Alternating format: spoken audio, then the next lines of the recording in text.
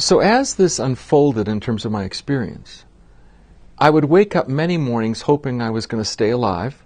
I wasn't going to get beat up too badly that day, that I wasn't going to get scratched or hit. And what I started measuring was things that I look back and say, well, that's kind of strange, except if Warren only hit me 8 times today and he hit me 10 times yesterday, what I looked at is he had a 20% improvement. And so I started building my own reinforcers. So I would tell Warren, for example, who hit me every day, if you don't hit me today, we'll go for a ride in what I called my Subaru. And he called it the Boo.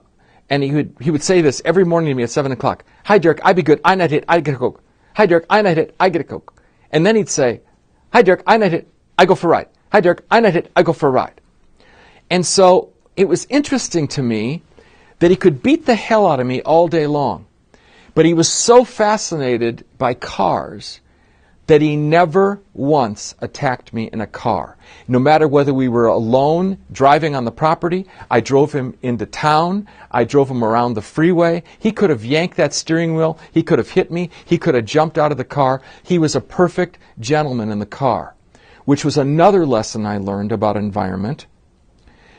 That if you put, I know this is a deep concept, if you put people in environments they like, doing things that they want to do, they're less likely to do sucky things to you. So I stayed alive, he was happy, we had a great time. As a matter of fact, I really wanted to go into work. I just wanted to take Warren in the car. Because when he was in the car, I also realized he liked movement. He liked that sense of movement, and he liked the quiet. He never wanted to play the radio. He just liked to be. And the other thing that dawned on me, and this is another issue in the lives of so many people with disabilities, they never get quiet. There's always noise except at night. I never could figure out another thing, why so many people would get up at night. I now realize it was one of the only times during the entire day that it was quiet. I now realize why they used to come to the staff office at night when I worked nights. They weren't trying to bug us. It was quiet and they could have a conversation, even if I didn't understand them, even if it sounded like gibberish, even if it was nonsensical. It was connecting. So what I've said for a long time is that people with disabilities write programs for us. We just don't understand them.